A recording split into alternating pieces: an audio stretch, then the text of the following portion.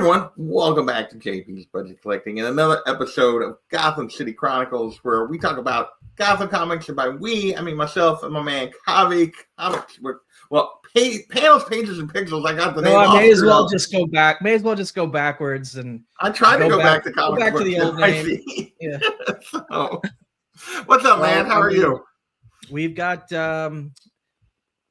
a lot more history with the old name on this show than the new name. But this is our third episode. This is our third episode of the new in a row. 3 months, 3 episodes. Yeah, 3 straight months. We're like, for us, we are doing really good.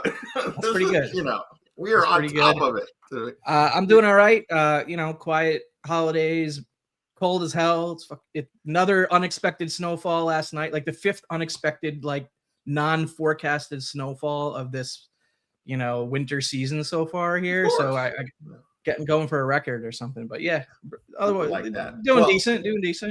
How was your birthday? More importantly, I got older. That's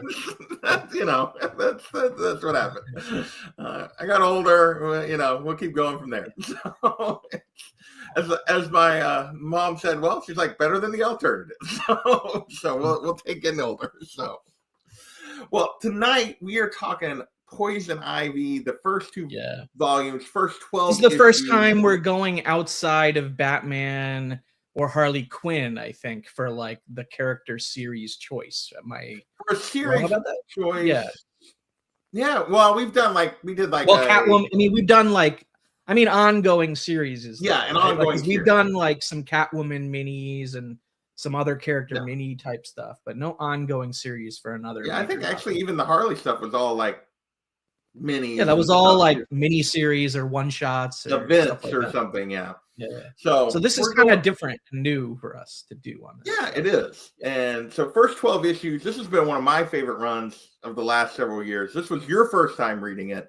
We will get into your thoughts, but my first time reading it, and I did read it twice. Like I read all 12 issues again yesterday, which was my second time. So I guess I've technically read it the same amount as you guys, but all in the last 2 weeks. This actually was my third time going through it, but yeah. Oh, was your third? Okay. Yeah, but I read it twice in 2 weeks, so that's impressive. Well, unfortunately, we know somebody who's absolutely obsessed with the series, so we could not have this discussion without our man John hanging out with us. What's going on, sir? This would be like having a Wonder Woman discussion without Lasso, or having a Storm discussion without you. Like we can't do that without you. So what's going on, sir? How are you? It's X-Men, and then Poison Ivy is like she's right underneath. She's an honorary X-woman. Which X-Men? X-Men or the current X-Men? What? I got 2 questions coming at me. Oh, sorry. So this is your top DC series, and X-Men is your top Marvel series right now? No, I'm making joke. I'm making light of it. She is a top tier DC character, despite maybe how they've treated her over the years.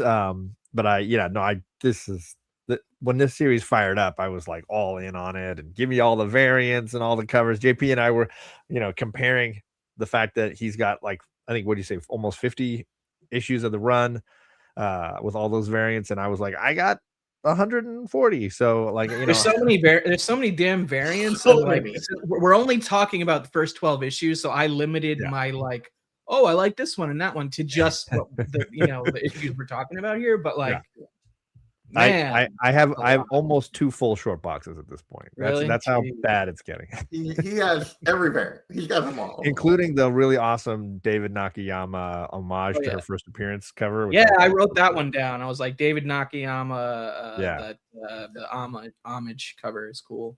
Yeah, he had a couple other cool ones, but that one's not. That one's not in the first 12 issues. Am I right? It's issue 1. It's issue 1. Oh, it is 1. Oh, it is in the first 12 issues. But so is it a store exclusive or something? It was, an exclusive. Yeah, not all the store exclusives show up like when I'm looking at like online reference materials. So I probably missed like dozens of those. I'm sure there's. Yeah, and this is a run where I think they've definitely. But for some reason, I saw that one somewhere, maybe on social media, maybe I don't know. I mean, probably on my page. John's posted it on multiple occasions. I'm pretty sure. Okay. So. Yeah. Well, we got my man GT Key was in here tailgating. Appreciate you, sir. Saying happy What's up? 2026. New Year. Magic Lasso was in the house. What is going on? Nobody that I know got old lately. I don't know anybody you're talking about. Gordon is in the house. What's going on, Gordon? What's up, Gordon? And of course, we got John and Kavi hanging out in the chat as well. Hello. So yeah, Hello, we're John. talking Poison Ivy. We also have Family Home Run 3060 something in the chat. The very last comment. Yeah. Oh, well, it's not. Oh, I needed to scroll down. It hadn't popped up yet. Okay. I saw that cover too. That looks awesome. It is is. that It's is that a beautiful. Dragata cover or is that someone else? I don't know. I know I saw the image because I think the absolute version of the Poison Ivy character is making her first appearance in that Yes. issue. Yeah, So I forget saw what it somewhere on social media. Yeah, I Yeah. think it's a Dragata. I think the one they showed was a Dragata? Dragata, but I Okay. could be wrong on that. But Oh, Qua. Okay. He's saying Quad. Okay, Quad. there you go. Interesting. But anyway, so Well, I'm we sure were there'll be talking- a dozen variants for that issue though, right? 'Cause Oh yeah, I'm sure. we've got a first appearance. Well, tonight we're talking the first 12 issues, as Kavi said, the first 2 volumes or 12 issues of G. Willow Wilson and Marcelo Takara's Poison Ivy run. So we'll just start with Kavi. You're the newest one to this. John and I have been on this for a while. What were your thoughts of this run? How detailed do you want me to get with just my Just initial in general, thoughts? like your impression of this run, and we'll dig into details later. So so couple of bullet points is I have not read much of G. Willow Wilson's writing or work, right? I think I read a little bit of her Kamala Khan work from back She's in most famous for before like way back when like Kamala Khan debuted. And I may have read a handful of her Wonder Woman issues, like when she kind of like took over. I don't remember around like what issue number in the run with the Jenny Frison covers. Like she took over. She was there for a while. Yeah, I don't remember how long either. Yeah, but I didn't read the whole thing of like all the way of her issues. So really, this is my like lengthiest like sit down and read G. Willow Wilson, and I quite enjoy her approach to storytelling, to character growth and development, to kind of even working in like characters that you're probably not gonna see beyond this issue, but yet I still remember those characters. So I like a lot of aspects of her writing and the way she tells stories. I really like the Marcio Takara art. Similarly, I've only checked out a handful of random things that he did before this, and this is like my longest prolonged exposure to his work within a single story. I think his work is pretty excellent. When he's the penciler, that'll come to be some of my gripes, is like the sort of the jarring nature of some of the fill-in artists. Even within a 12-issue arc, it's like right at the beginning of the second volume, there's a guest artist already, and it's so drastically different, right? So that's kind of weird, but overall, I quite enjoyed it enough to be able to read all 12 issues twice within a 2-week period. Like normally, I wouldn't even bother with that second. But it's quick, it's enjoyable. Art is really appealing. I wish I could collect a zillion variant covers like John and have 2 short boxes full, because there's some really great, like I even think all the Jessica Fong A covers are great on. Yeah, they're really good. Yeah, they're really good. Earlier, I was regretting that I got mostly variants and didn't get more of her covers. Right, like I think all the Fong covers are great. I think all the cover B Jenny Frison's are great. I think the Dan Mora #1 cover is like the definitive image, like in my opinion. Like I think I even picked that background as one of my backgrounds. There you go. Yeah, I think that's like the defining image of this run to me, at least the first. I mean, I haven't read beyond issue 12, so I don't know. There might be something even better, but for me, that one's the standout. But there's so many other artists that I think I wrote down Some of the ones I like, Joshua Middleton, Frank Cho. Oh, Middleton's got several. Art Germ, Joel Jones, Justine Franny, Matthias Bergara, David Nakayama, Jeff DeCall, Terry and Rachel Dodson, Rian Gonzalez. The list goes on and on and on. There's so many artists. Everybody for this.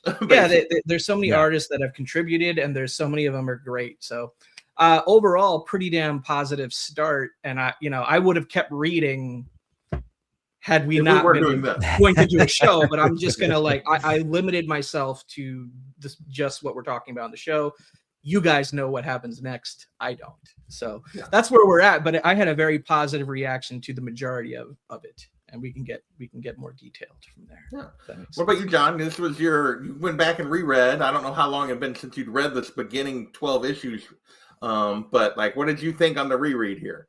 I think I had read these issues last about a year ago when it had there was a chunk in time when I had taken a little break from reading it because I liked reading it in bigger chunks. And I wasn't issue to issue on it. And when the first big arc ended, because the first big arc is all the Lamia spores stuff. It was like and 25. That goes on for quite a while. Cordyceps Lamia stuff. And that all of that goes all the way through when she gets back to Gotham, and it just keeps kind of going. So it continues into volume 3 for it continues to about 25, I think. Yeah. Okay. And so they have a real clear definitive end kind of to that storyline. To that storyline, and then they keep And I took a big break before reading the next bit, and because I didn't know how much I would continue to care about the story if it took a different turn, and she's in Gotham for that portion. So it was nice to go back and reread this because there was stuff with certain characters coming in for the first time that I was like, oh, okay, this is our HR moment. Okay, now we're Janet from HR. That came from a one shot. Am I wrong about that? Which I had never read. They included in the trade paperback, but not in the connection issue, for me. Right? Yeah. I failed to mention earlier that I didn't read here. I think I may have read the first issue of Heroes in Crisis, but I never read the rest of the mini. And then I never read any of Batman Fear State, which is where I guess the Queen Ivy, Gardener, Bella Garten, the Gardener splits Ivy apart, and that causes some rift between Ivy and Harley to save. I missed all that context, so I'm only getting the context from what this story is giving me. I haven't read all of that, but the basic context is during Heroes in Crisis, she died, and of course, because she's Poison Ivy, she grew back. She grew back, and there was actually multiples of her that they didn't realize at first. There was multiple pieces. So in the lead up to Fear State or whatever, there's a story in Catwoman where her and Harley are trying to pull all the pieces together so that Ivy can be herself. And when she comes back together, she's more powerful than she's ever been. And that's the whole Queen Ivy thing. And then, but basically, she's so powerful that she's basically destroying herself, and trying to wield the amount of the green that she has control over. I think that's the basic understanding I had in my head, is that she became so connected with the green that it was it was a negative, not a positive. She was losing herself, basically. Yeah, exactly. Yeah. And this is when she was called Queen Ivy. Queen Ivy, yeah. Okay. And I don't remember exactly how they took that away from her. I don't know that I ever actually read those. I thought it was in that event that creates crisis. Yeah, the way that it's kind of weaved into this story, that Pamela and Harley are not together in Gotham anymore. Harley's doing her own thing, and this is the whole reasoning that I kind of just only have a loose understanding of. So that's kind of helpful to me because I didn't know that at all. Yeah, so basically what you were thinking is really kind of how it played out. So okay. And so this picks up right after that. Pamela's on the road, and we get this whole stuff with the lamina spores, and she thinks I love the road trip vibes of volume 1. Yeah, the first 6 issues is very much a road trip. She's on a quest to Seattle. She's going cross country and basically killing her way across the country as she keeps infecting everyone with these lamina spores, which are basically fungal spores from like mushrooms that are like taking people over. What did you think of what did you guys think of the concept of this like slightly different, because she's always been plants and they have like the mushrooms and that kind of stuff. What did you think of that concept, Kavi? I mean, here's the thing. It's not an original concept to me because I'm already familiar with the rough science behind what it is because of other fictional IP called The Last of Us, which is a PlayStation video game series that got turned into a live action TV show on I think it's HBO, right? So HBO. Yep. So because of my knowledge of that, it's like, oh, okay, they're using the same kind of, like, I'm sure even the science in The Last of Us doesn't 100% check out, but it's like, this is not going to 100% check out either. So it's like, oh, cool. Okay. And my brain immediately latched onto that concept and understood what she was talking about because of that. If I hadn't had that context, I probably still would have gotten it pretty quickly. Like, I understand what she's trying to do, I understand what her mission is in that volume until Jason Woodrow messes it all up. The Floronic Man Woodrow comes into play, or the Green Man in this, and she refers to him as the Green Man here, but originally John, what about you? What did you think of the whole lamina spores kind of stuff? I loved it, and I didn't have any issue. It didn't seem odd or strange or out of character for me. I liked that the series, especially at the beginning, all the way through, ultimately balances this concept of her as both a villain and as someone with inside of her somewhere, maybe deeply buried, kindness, right? Some compassion. Yeah. I almost feel like she's more of an anti-hero here, or than a villain in the way that this series is written. But I don't know anything beyond issue 12. There are two pivotal moments for me. One here in this particular first 12 issues, right at the beginning, and then one later on in later storylines where she comes across as kind of like scary. And she's talking about killing a lot of people and just being like totally okay with it, and then you see her murdering people and she's justifying it. And as the reader, there's part of us that's like, well, that guy was kind of a scumbag, or that guy was kind of a jerk, or whatever. But she's legitimately just outright killing people and planning the mass slaughter of the planet in some ways. And so at the beginning, I think she's still in that mode, and it's obviously a connection to her grief, right? She went through a very traumatic experience and feels very disconnected from herself and the person that she always viewed herself as being, and therefore doesn't feel like she's even worthy of maybe the love that she felt with Harley. And so she's kind of removed herself from everything that felt connected to that part of her life. And so I think there's a trauma that she's healing through, but it's, in her own fashion, her healing process involves, killing a lot of the capitalist pigs.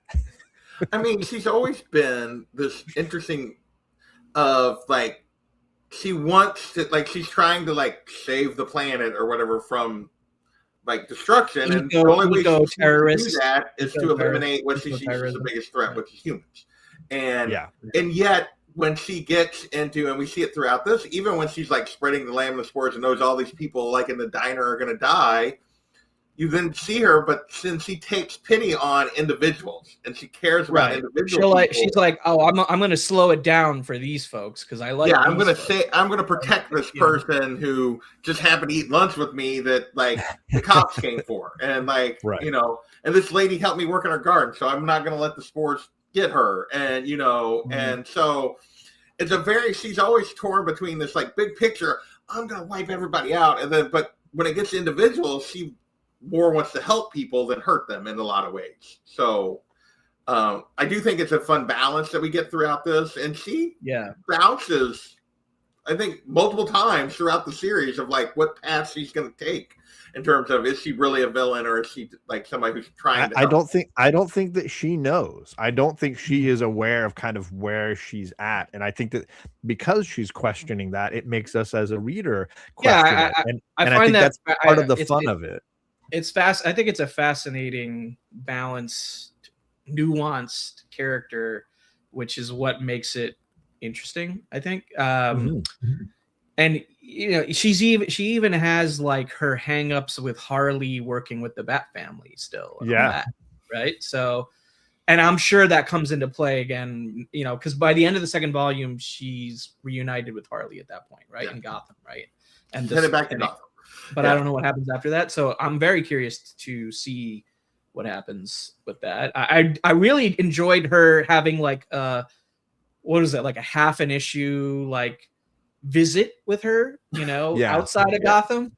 Yeah. But then she went back pretty quickly, right? Say to telling her like, when you're done doing what you're doing, then like, come on, yeah. So before we get into like some of the details of the story, I want to ask, because we mentioned the Takara art right at the beginning. Oh yeah. But like the way he draws the psychedelic nature of these spores and what they do to people. I know you talked about that you like the comic. What did you think of like how Takara represents her powers and what's going on with these people? Honestly, I like Takara's clean lines more than the trippy lines myself. I like the trippy lines.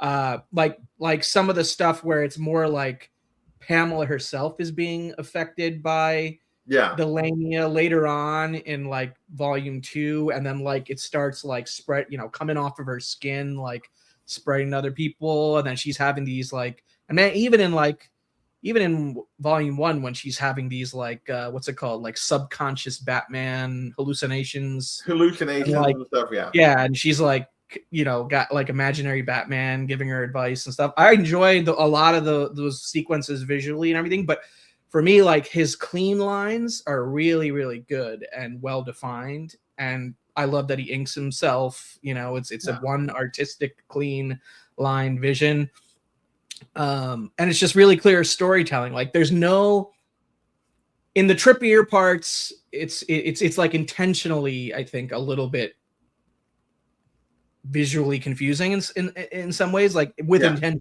right?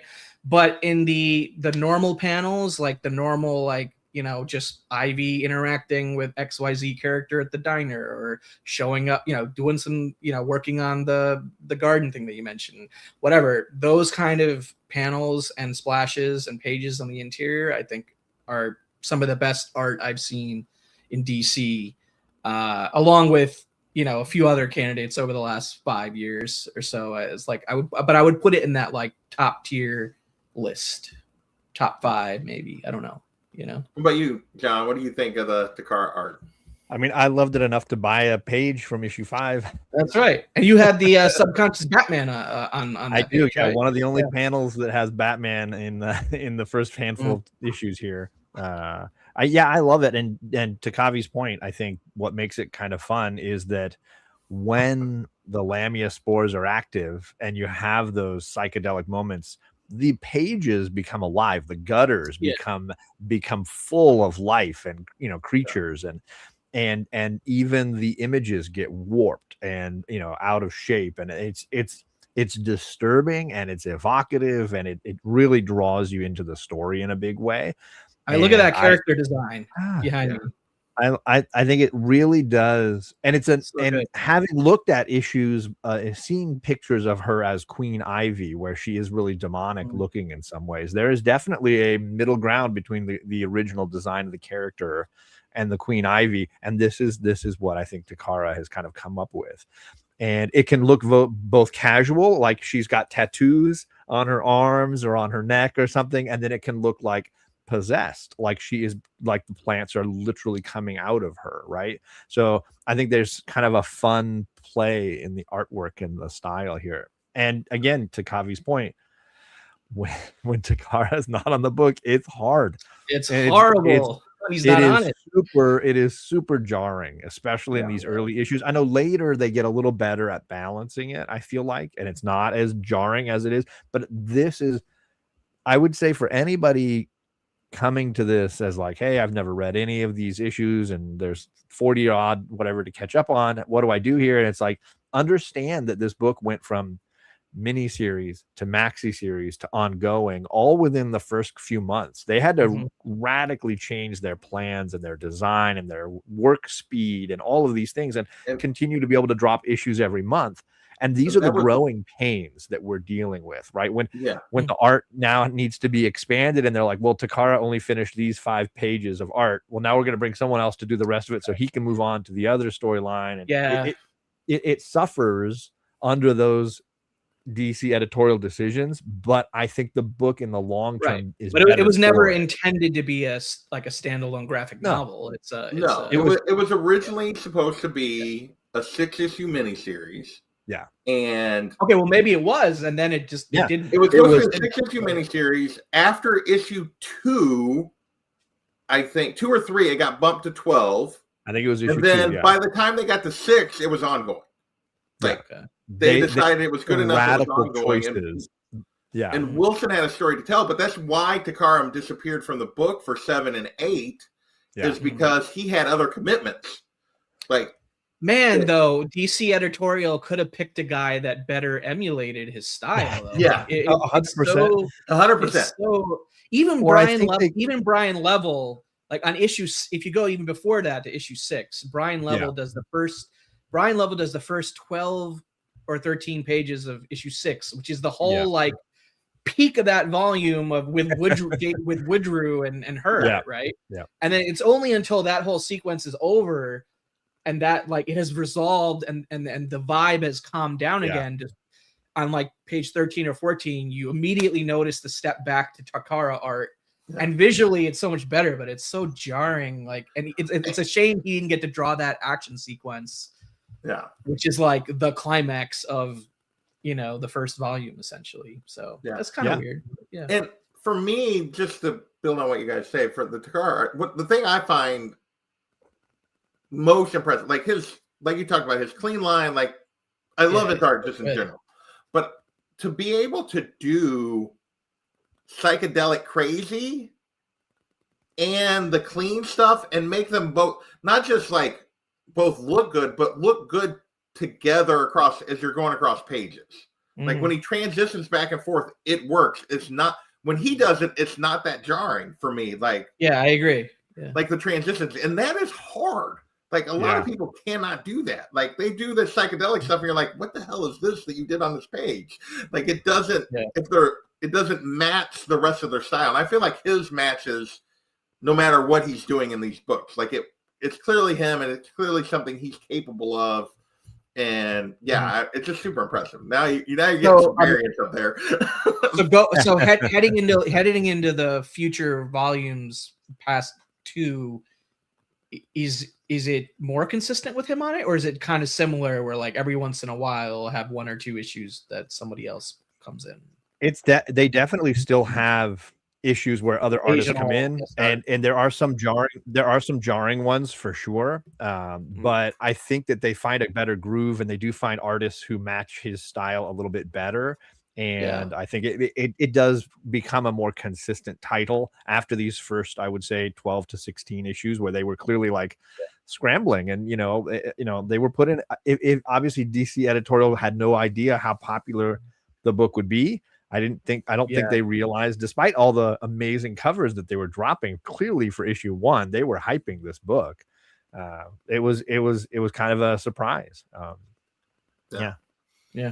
don't think they ever anticipated, because it is now. You also have to give some kudos to Arif, what's his name, Prianto, the colorist. Yeah, because the way here, just in one of these panels that I chose, you can see it's real subtle, the coloring job, but it's really nice.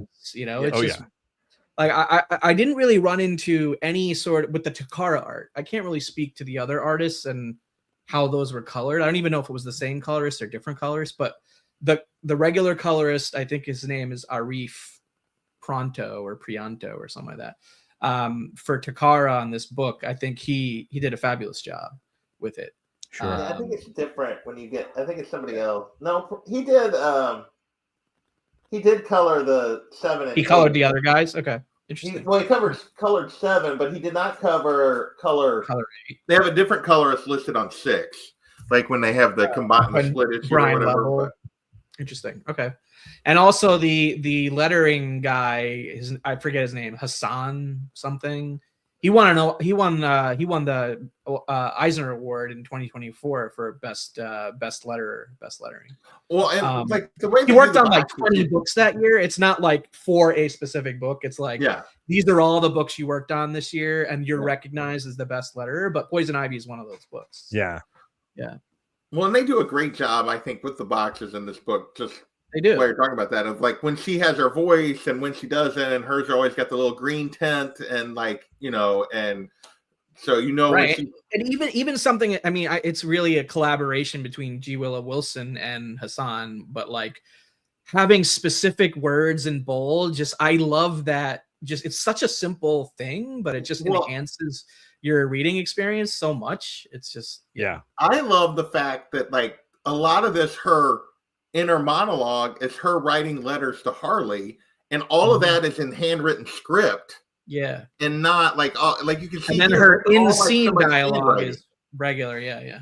It's like her handwriting and not like just type letters, and so I think it works really, really well. It does work. Yeah.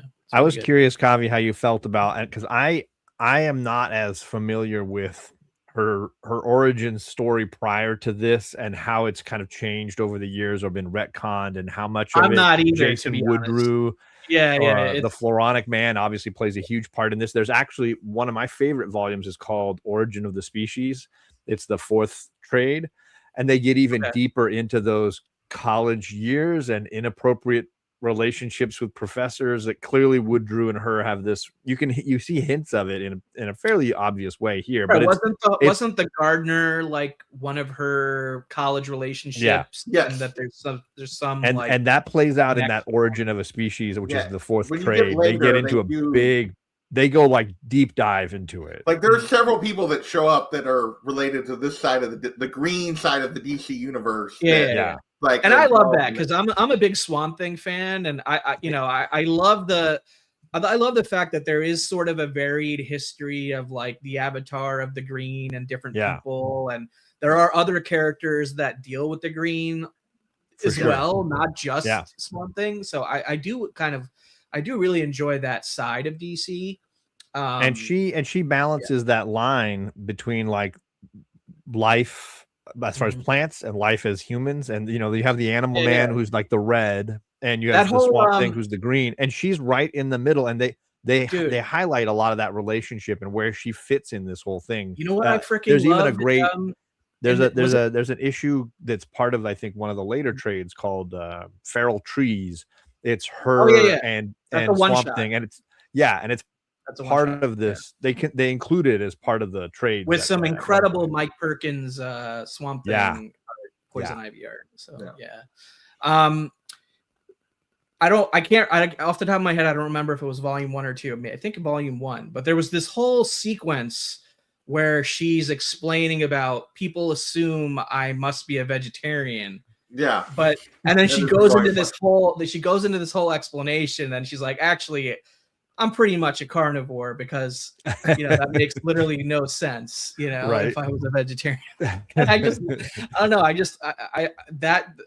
was probably smiling like my ass off just reading that sequence. I thought it was great. There was also another sequence, I think volume 2, during the whole like wellness retreat thing, where I'm like, oh, okay, I see the political parallels here, G. Willow Wilson. I see what you're doing with vaccines and the COVID-19 pandemic and that whole kind of debate discussion that she kind of worked into the story here a little bit with that one woman who like refused. One woman's like, no. Yeah, like I don't want the cure. I'll just go give this to my family. I'll figure it out. I'll figure it out. I just and I'll find my own cure. Yeah. Well, I can't violate her rights. Okay. So let's get into a few of the details. Let's talk. The first volume there's the road trip. She meets a lot of people along the way. If there's some moments from that you guys want to bring up, feel free. But it's ultimately headed toward a showdown with Jason Woodrue, the Floronic Man, or the Green Man, as she's referring to him now, who's the person that like basically is like originally contaminated or originally gave her powers because he treated her as a lab rat, but like also is like responsible for these lamina spores that she's dealing with. Kavi, what did you think of the floor of Woodrow as our big bad in this first volume, and how he's? Well, I think it's great. I think it's great because it literally hits her at the core of, her origin as a character, at least this version of what they're trying to tell as a story. Right. So I thought it worked perfectly. I was kind of skeptical that at the end, when he kind of quote unquote dies, that would be the end. But the way that they, I guess, started working other characters that are related to the Green Volume 2, I'm like, okay, well, I guess maybe he is actually dead at this point. And she like eats him, right? Like she eats Yes.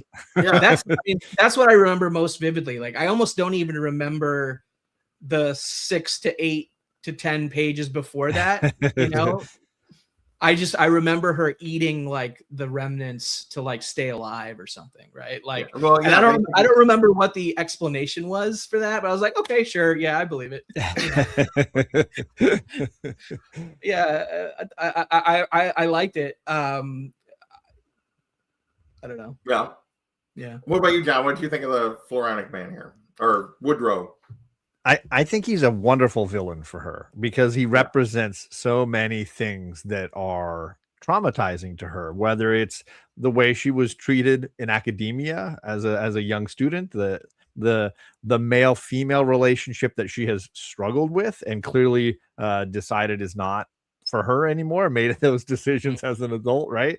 I think he also represents people who are so driven by achieving their ends, that they can't see that it's just causing destruction, right? And I think for her, it's this masculine creation destruction thing that I think is often highlighted in comics, and she is caught in the idea of like, no, we should be working on creation here, not destruction.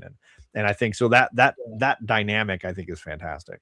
He's framed like a military weapons kind of weapons contractor, right? Or defense contractor of some kind. And like, he wants to kind of spin this whole Lamia thing into a weapon of some kind. Well, he's clearly like, even though in appearance, he's more green than he's more taken over by plants. He's almost all plant at this point, but he is less caring about the earth and the green than she does, even though he's more of it. And he's more caring about another type of green. The money. He's wanting to make money off of this. And it's like, so it's an interesting contrast. It's like she still appears for the most part human, whereas he does not at all. And yet he is, less, he's more greedy and less, he's less involved in the caring about the green at all. Like it's an interesting dichotomy. And I think he's used wonderfully here, like in the thing. This wasn't there a whole sequence where she was like, somehow she got a job at like a factory or something, and like she was putting in the spores in like early on, and she's still trying to spread the spores she's coming across. Yes, spread them through like distribution centers. But a distribution center, and she's like contaminating all the packages. Yeah, but the part I remember the most about that whole like sequence or part of the story was the fact that she took down that like, that sexual harassment, like cringy boss guy, you know?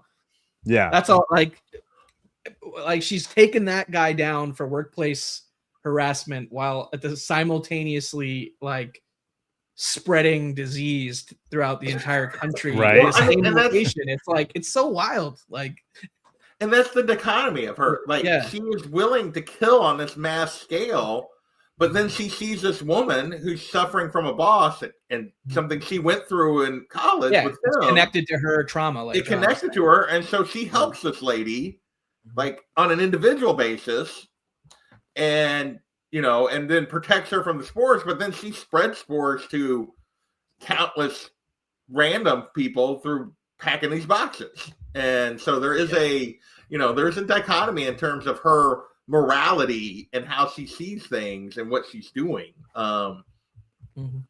Is there we're 40 minutes in, is there anything else big in this first volume? I think we should talk about volume 2 because I feel like volume 1 is pretty straightforward, whereas volume 2 is has the whole Harley visit. It has the whole like affair kind of thing with Janet from HR. Has the whole wellness retreat with like the billionaire, like, you know, soccer moms or what. I don't even know what. Yeah, I don't remember all the details of the whole wellness retreat thing, but weren't they like pushing mushroom, you know, stuff, drinks there? Basically, yeah. Like they all go on a little psychedelic trip. Yeah.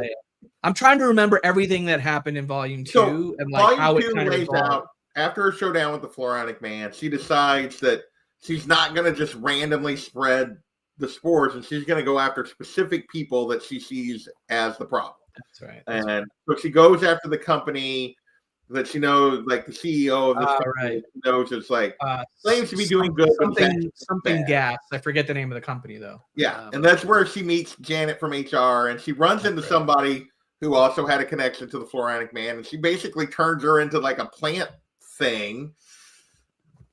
And that's right. And then she kind of and then she has to get Janet's help to get like a antidote. Yeah, she gets help from Janet, so then she helps Janet with her by getting her cancer treatment. And then that's when Harley comes over to visit. And then after that, they go to the wellness retreat. And then after the wellness retreat, they go back to Gotham at the end of the volume. So that's kind of the layout of that volume. Okay. So I'm curious, Kavi, what do you think of Janet from HR? It's your first exposure to Janet here in these few issues. What did I like? Like she was introduced in something that wasn't part of this, right? Yes. That I read once when I was reading the trade paperback version of Volume 1.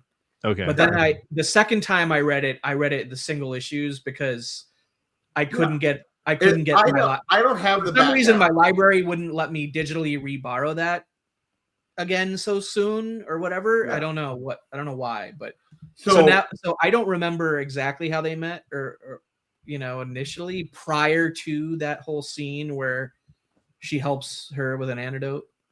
Do you remember? I've never read that scene, so I don't have any background on that. But I mean, what Janet explains is, and it appears to be when she was Queen Ivy, like basically, and doing something to like destroy this building or kill a whole bunch of people, but she ended up saving Janet from what was happening there, saved her life, and then they run into each other again. Is basically I thought she was kind of a fun, you know, fun throwaway distraction kind of character. Like I wasn't expecting her to become some huge important character long term, but I kind of enjoyed the character for what it is, and I don't have a ton of stuff like that I remember, you know, one way or the other about the character, I guess, if that makes any sense. So I guess I'm just like tepid on the character. It's an okay character, but you know, I think it's a character that serves a purpose for Ivy and creates growth in Ivy's character in multiple ways, and also, you know, leans into her, you know, ability to not resist, you know, bad things as well, and in other ways, right? Temptation and all that. So yeah, I don't know. I thought that it was kind of it's kind of just an okay character for me. It's not. What about you, John? What do you think of Janet? I think she's I understand that why she's divisive. I understand why some people are like, you know, they don't like her. She's getting in the way of Harley and was she divisive? I wasn't reading it at the time when it was out. I think so I definitely heard a lot of criticism that she's getting too much time and all this kind of stuff. I enjoyed her as being able to give us that outsider character who's not a Bat hero or a Bat villain and is just in this buck wild universe and kind of just dealing with it. I mean, she get on the nerves. She loses her job because of Ivy, right? Twice. Yeah. She needs, you know, serious surgery to save her life, which she ends up getting, luckily, right? And getting that help from Ivy's connection at some hospital to get it, right? Was that what happened? Yeah, that was in here. So I think it's, you know, it's good that they met for her to, you know, have that medical breakthrough and continue on her life, but I'm not hoping for her to have some crazy important, like, you know, bearing on the story 20 issues from now and like pop up again. But if she does, and I'm totally wrong about that, great. I'm not going to care. I'm not going to be like angry about it. I'm either. not going to give anything away, but I do think for some people she overstayed her welcome. Gotcha. And Okay, for so I'm me, assuming that wasn't the case. I definitely enjoy her character, and I do think she adds a note that is kind of missing when you have Harley over here and you've got Ivy over here and you've got the Floronic Man. It's a because very wild universe. my expectations after they do the road trip back to Gotham is that okay, that's it. They part ways. That's not so it. if she continues on and hangs around with Harley and She Ivy does. while they're getting, while the story is continuing on in Gotham, then I may get annoyed. It just depends on what they did with it. I haven't read it yet, so I guess it makes me look forward to reading it even. He's going to be around for a little bit. Well, I will just say that. Okay. But right. I actually enjoy Janet from HR because I do think she brings a grounding to the Buck Wild thing that is Ivy, like, and all the stuff that revolves around Ivy. And she consistently, like, sort of like calls because Ivy has a tendency, and we talk about this, to be detached from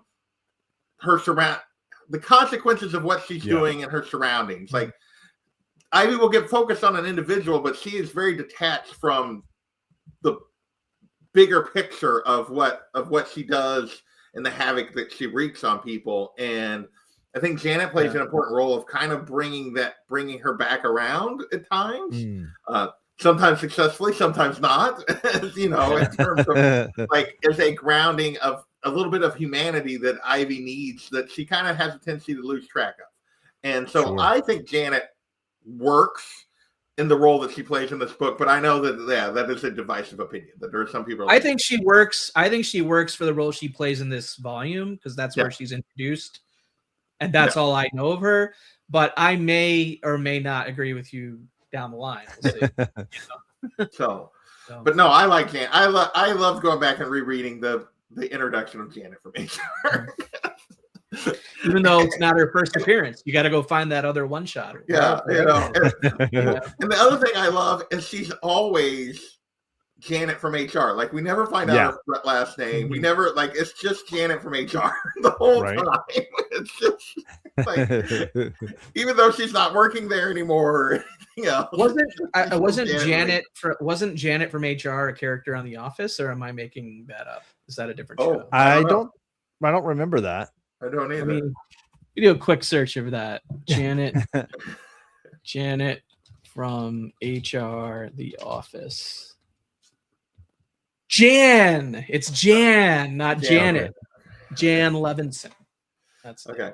So let's talk a little bit about the issue where Harley shows up.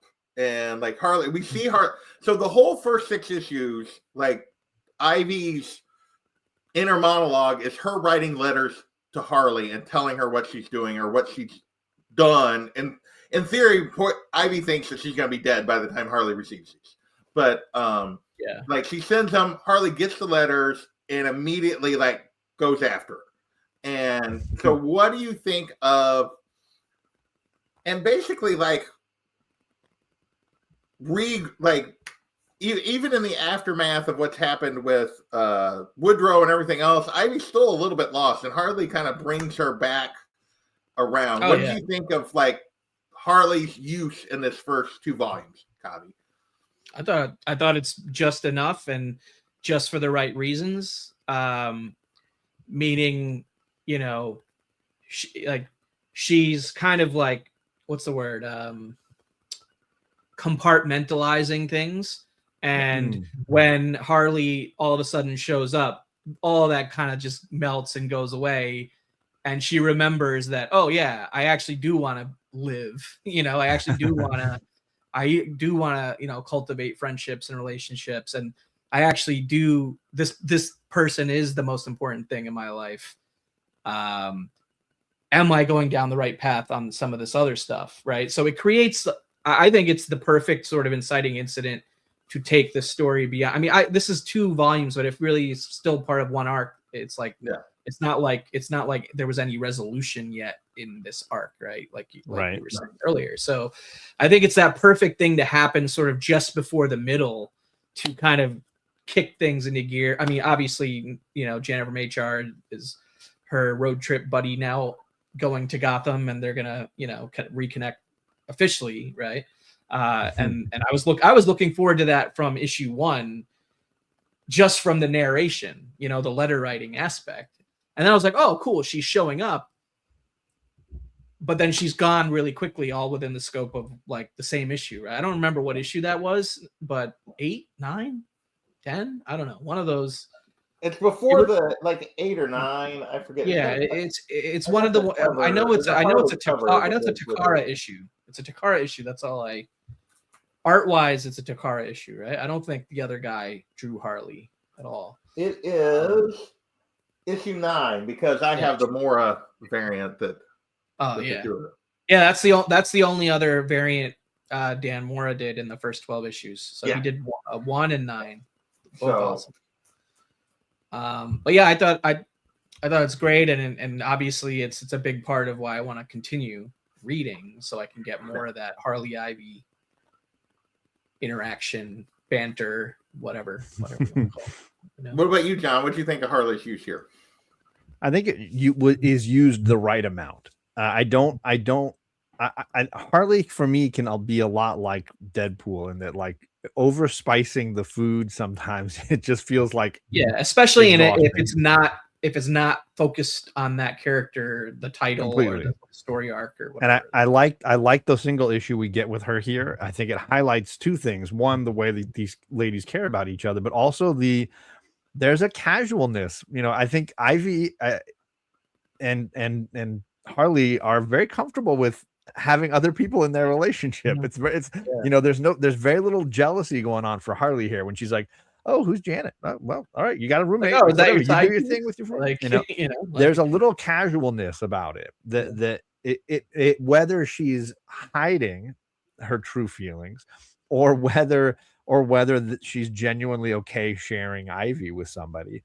There's an interesting kind of play in their relationship here. I also love the sequence we get earlier when she has like Harley watching her making love to another woman, and Harley's just sort of sitting there smiling and watching, and it's almost like the guilt in her mind of being with another woman is like eking through, right?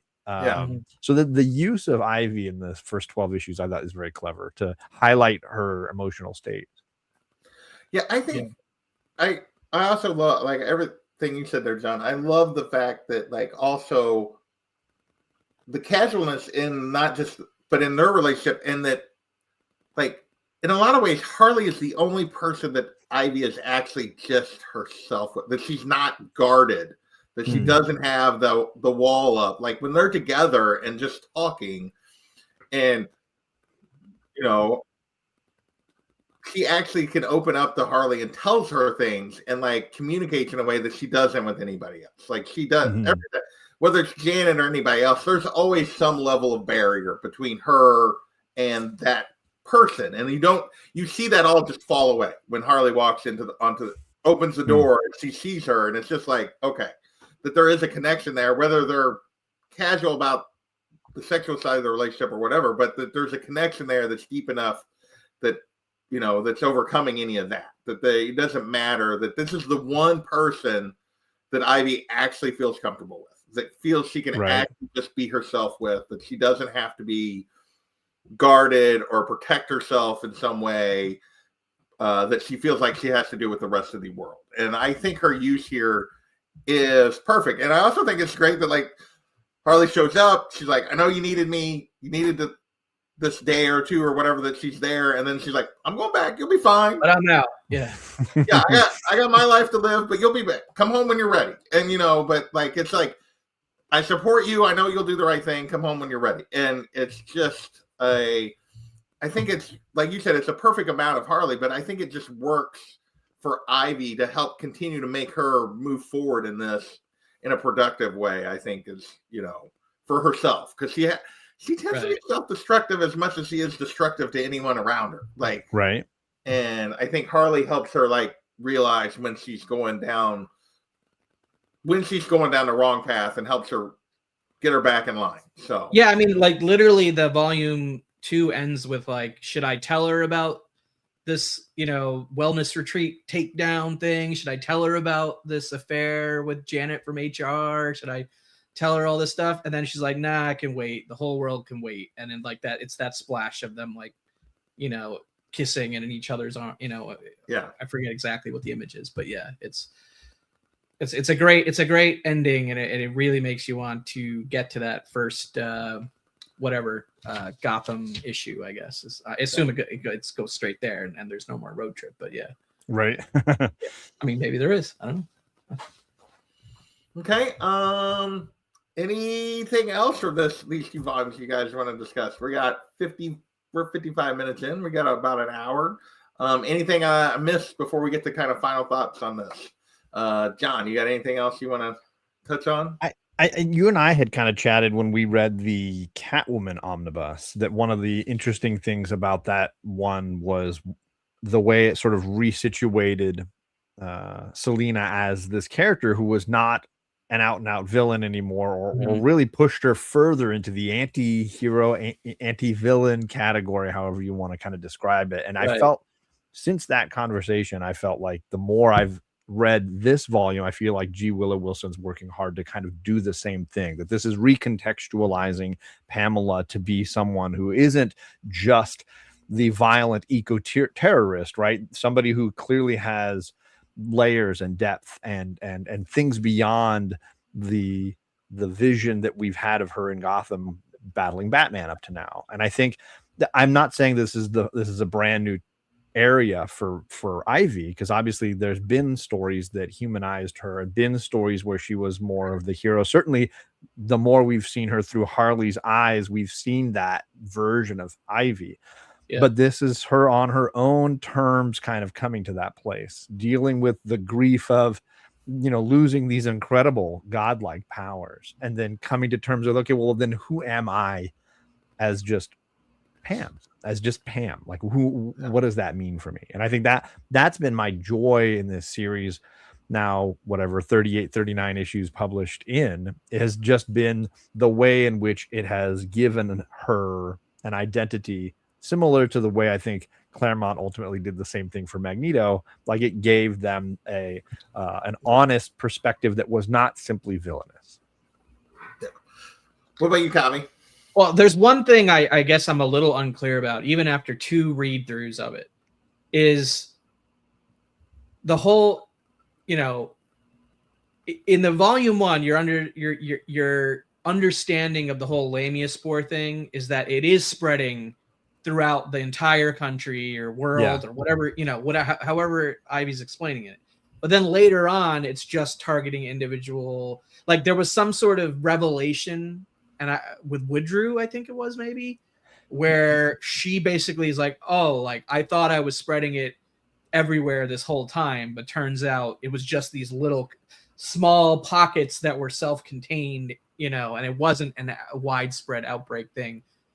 Why was that, and what exactly happened to change that? Like, what did Woodrue do? Like, was it explained away through the green? Like, I don't remember exactly how that changed and why, and like what, like, going into volume 3, what your understanding of the Lamia spore outbreak situation is there's no chance for a worldwide outbreak at all, right? No, they've definitely gone away from that concept. Okay. And we get more information as the story develops. You know, Jeff Goldblum would say life finds a way, you know. There's an idea here that she keeps coming back to, which is that still a thread in the next 2 volumes. Yes. The Lamia spores concept plays out in at least 2 more, if not 3 more trades. And the idea, and you even see at the very end here that there's like these Lamia zombies like following her to Gotham, you know, and that the one from the, like, that she doesn't fully understand what it is that she's created, and it has evolved of its own will, this thing. Right. So there's elements that are in and out of her control here, and she thought she was doing one thing, but ultimately what it is up to nature a little bit more. And obviously Woodrue plays a big part in that. Up with it. Okay. Yeah. Right. He's playing chemistry with this whole thing too. So yeah, she thought it was going to be more of a plague thing, and then when he talks to her, he's like, no, it was never meant to be that. It was more about control and like creating these like zombies that he could control, and Right, it was like, it did not Didn't spread. yeah, I forget what they made some sort of like comparison to like surveillance versus like two different military techniques. Like one is this and one is that, and now we're on so that. The Lamia sports had a different purpose than what she originally thought, but they're doing things that even he wasn't expecting also. So that's like there's stuff going on out there that she hasn't fully dealt with yet, as you can see, because there's a zombie just wandering around the street as she's pulling back into Gotham, and it's like, what the hell? I think my curiosity about that is because I read it twice in such a short period of time, and I'm like, was that, you know, and I didn't know that this whole thing was really a 4-volume arc, and I was like, well, that didn't really feel all that satisfying with the Lamia. So it's really like, you know, first 25 issues. We probably should have had you read the first 25, honestly, but that's fine. Yeah, it's a good place to start. Like, these were such quick reads that literally, like, you know, I think volume 3 and 4 are at my library, so if I just borrow from the library, I can read both in like an hour or two. And I think it is tied to the decisions of editorial to kind of say, no, it's not 6, it's now 12, it's now ongoing. And I think they were expanding the story. I think that's partly why you got the trip to California thrown in there, was kind of like to give them breathing room and expanding this story. But it does culminate, and you get your Swamp Thing moments. Cool. You get your Gotham City kind of stuff. I may read that before we actually decide to do a show on it. So yeah, just read it and decide if it's worth another discussion. For doing some more discussion. So final thoughts here. I think John kind of gave a little bit of his final thoughts, but any final thoughts? John, as the guest here, are not usual your final thoughts on this 12 issues?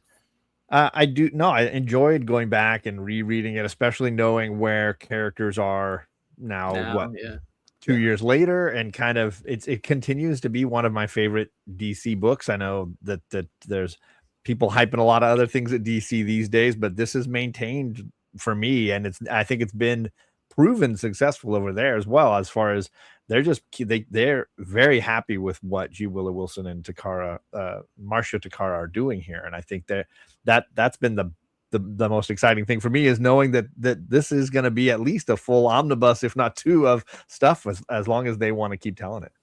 No, it's great. I found another writer's work that I appreciate, so hopefully maybe I can check out some of her other stuff. Like she has done some indie books and other like written novels and stuff like that. So I'm curious about some of that stuff. And then on the Takara front, like I'm definitely would be curious to see what projects he gets, you know, the star spotlight on right moving forward. And I might even go back into his back catalog and see what's worth checking out, because the quality is solid and really good. So yeah, and I mean, just to understand how successful this is at this point, of like at 40 issues or whatever that's already scheduled that we know we're getting, it is, outside of Catwoman, the longest like Bat villain ongoing ever. Like nobody, like Joker's never had a run like this. Nobody outside of Selina, no character that's not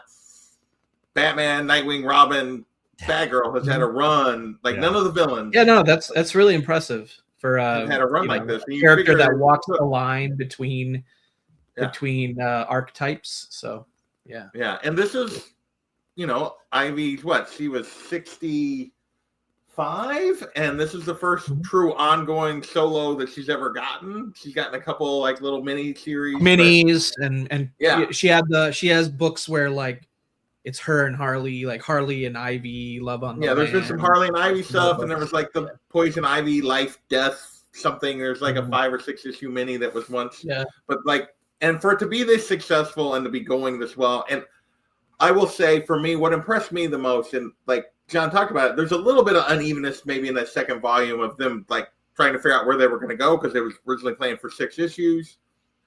But yeah, Wilson got hired for 6 issues. Takara got hired for 6 issues. They then said 12. Then they said go on going. And for the most part, it really wasn't very bumpy. Like to make, because I remember John and I talking about it at the beginning, like, boy, I just hope she has something to say after you get past these first 6 issues. If she had a 6-issue story, like, where's the rest of her story? And she has had more and has continued to like move the character. And I think it's super impressive. And going back and reading this beginning part, I was just like, I'd forgotten how much I really enjoyed how this started and how good it was for me. So it's really good. It's a really good series. And if you go beyond what's on the page into the sort of parallels to what's actually happening in real life and humanity and the way humans destroyed the planet with their energy habits and all sorts of issues in the world. Like, I connected it on a political level too, even though that's not the point necessarily. And I'm not like saying that you had to connect with it politically if, you know, you're on a different political spectrum. But I thought it was, you know, when I see parallels to other things going on in real life, I connect with fictional material a lot more. Sure. So, yeah. So all right. Really good book. Looking forward to reading more. All right. Well, I think we will wrap it right there. Appreciate Lasso, Family Home Run 3061 for hanging out with us. Gordon was in here for a little bit earlier too, as was GTK. Thank you, all of you, for hanging out. And with that, John, you got anything you want to say before we get out of here? You got coming up? I know you've been doing your year-end reviews and stuff on your channel. Anything you want to promote here? I'll be live tomorrow morning, just recounting some of the stuff I've been watching and reading lately. But yeah, my best of Marvel video's out already. My DC one comes next week, and I'm working on the Indies one because that one's going to be massive. It's like, I travel with the Indies. it's epic. I read almost 200 issues of Indies in the last few weeks here, just trying to catch up on stuff. But so many great books, you know, so many great books. So there's lots of that stuff coming. And then hopefully D&D on Sunday. So that'll hopefully be happening as well. Yeah, looking forward to that. Kavi, I know you haven't really made any content lately, but you can catch me on the next episode of this when we're reading I don't know what. So. Yeah, we'll figure it out. We'll figure that out. All right. Well, I mean, I you know, occasionally I'll pop up on channels and I'll pop up on Ruben's channel for like original art and stuff like that. But I'm not making a ton of my own content these days. I can't prioritize it. Nothing wrong with that. So, all right. Well, with that, we're gonna get out of here and we will catch everybody later. Hope you had a wonderful New Year's, and I hope your 2026 is better than your 2025, no matter how your 2025 went. And we will catch you guys later. See ya.